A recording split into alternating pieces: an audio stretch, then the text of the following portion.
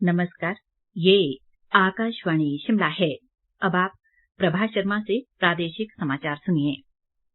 सूचना और प्रसारण मंत्री अनुराग सिंह ठाकुर ने कहा है कि देश के लोक प्रसारक आकाशवाणी और दूरदर्शन हमेशा से सच के साथ खड़े रहे हैं और लोगों के भरोसे पर खरे उतरे हैं।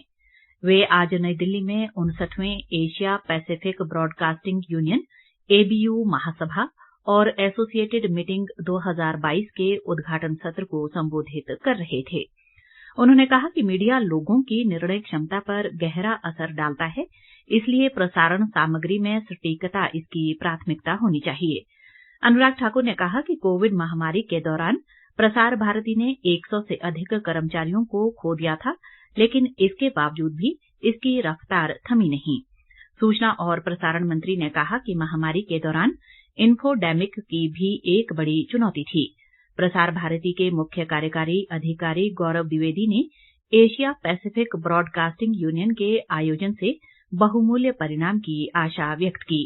उन्होंने कहा कि ABU महासभा की इस वर्ष की विषय वस्तु लोगों की सेवा व संकट के समय में मीडिया की भूमिका, विशेष रूप से कोविड जैसे संकट का सामना करने के बाद बहुत उपयुक्त है।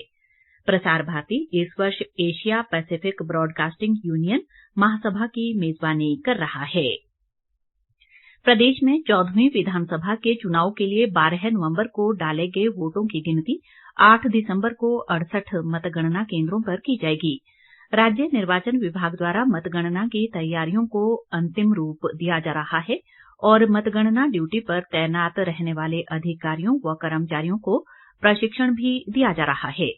राज्य में भाजपा, कांग्रेस और आप के अलावा अन्य राजनीतिक दलों के कुल 412 प्रत्याशियों का भाग्य EVM में बंद है। EVM व वीवीपैट मशीनों को संबंधित उपमंडल मुख्यालयों पर त्रिस्तरीय सुरक्षा व्यवस्था के बीच रखा गया है और उपमंडल मुख्यालयों पर ही मतगणना की जाएगी। इस बीच 8 दिसंबर को होने वाली मतों की गिनती के लिए कांगड़ा जिले में मतगणना के लिए पुख्ता प्रबंध किए गए हैं।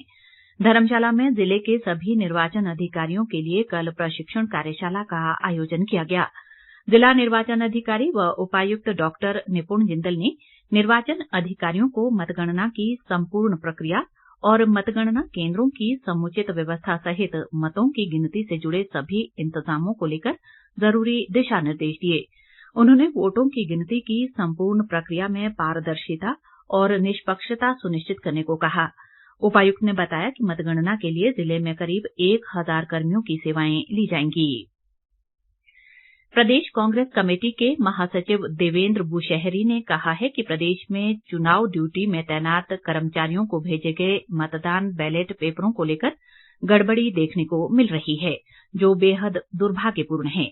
शिमला से जारी एक बयान में उन्होंने कहा कि चुनाव ड्यूटी से संबंधित अधिकारियों के केवल 15,099 डाक मतपत्र ही अभी तक रिटर्निंग अधिकारियों को मिले हैं, जबकि 67,559 मतपत्र भेजे गए थे।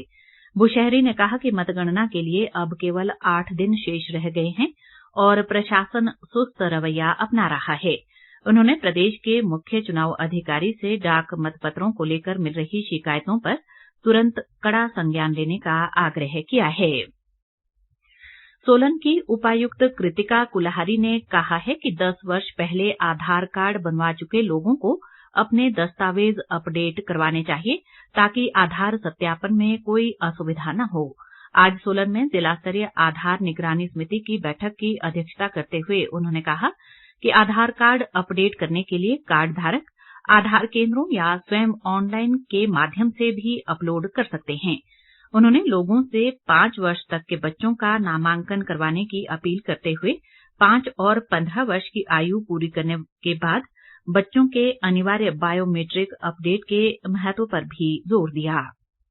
प्रदेश के सरकारी स्कूलों में विद्यार्थियों पर ट्यूशन पढ़ने का दबाव बनाने वाले शिक्षकों के खिलाफ कड़ी कार्रवाई की जाएगी। उच्च शिक्षा निदेशालय ने पैसे लेकर ट्यूशन पढ़ाने वाले अध्यापकों को चेतावनी जारी की है।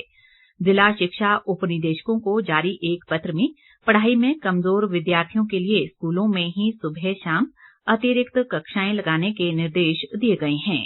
इसी के साथ ये समाचार बुलेटिन समाप्त हुआ। नमस्कार।